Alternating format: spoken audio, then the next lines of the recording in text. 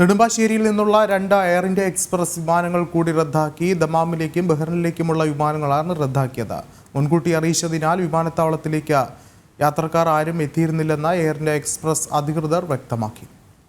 സുധീഷ് ഗോപാൽ ചേരുന്നുണ്ട് കൊച്ചിയിൽ നിന്നും. സുധീഷ്, എന്താണ് ഏറ്റവും പുതിയ വിവരങ്ങൾ?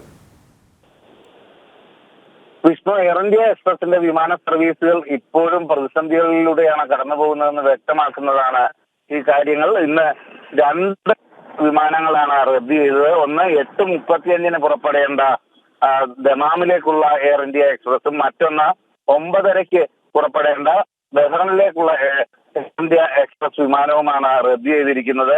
ഇത് യാത്രക്കാരെ മുൻകൂട്ടി അറിയിച്ചതിനാൽ യാത്രക്കാരും തന്നെ എത്തിയിട്ടില്ലെന്നതാണ് വിമാന കമ്പനിയുടെ വിശദീകരണം. എന്തു തന്നെയായാലും ഇത് യാത്രക്കാരെ വലിയ രീതിയിൽ ബുദ്ധിമുട്ടിക്കുന്നതാണ്. ഇന്നും അവിടേക്ക് ഇന്ന് തന്നെ എത്തേണ്ട യാത്രക്കാരടക്കമുള്ളവരാണ് വിമാന സർവീസ് റദ്ദ് ചെയ്തതിലൂടെ ബുദ്ധിമുട്ടിലായിരിക്കുന്നത്.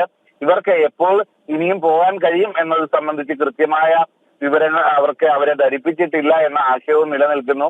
കഴിഞ്ഞ ദിവസങ്ങളിലൊക്കെയും സമാനമായ രീതിയിൽ വിവിധ ഇടങ്ങളിൽ നിന്നുള്ള സർവീസ് വൈകുകയോ ഇല്ലെങ്കിൽ റദ്ദ് ചെയ്യുകയോ ചെയ്യുന്ന സാഹചര്യങ്ങൾ ഉണ്ടായിരുന്നു.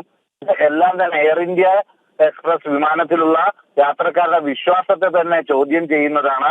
എന്നാൽ ഇവർ മുൻകൂട്ടി തന്നെ ആദ്യ ദിവസത്തെ കൂട്ടത്തോടെയുള്ള ഒരു വിമാന റദ്ദ് ചെയ്യൽ സംഭവം ഉണ്ടായപ്പോൾ തന്നെ മാപ്പ് ചോദിച്ച് എയർ ഇന്ത്യ എക്സ്പ്രസ് അധികൃതർ രംഗത്തെത്തിയിരുന്നു. എന്നാൽ മാപ്പ് ചോദിക്കുന്നതിലല്ല കാര്യം, ഇവർക്ക് അടിയന്തരമായി തന്നെ പോകുന്നതിനുള്ള മറ്റ് സംവിധാനങ്ങൾ ഒരുക്കുക എന്നതാണ് അവർ മുന്നോട്ട് വെക്കുന്നത്.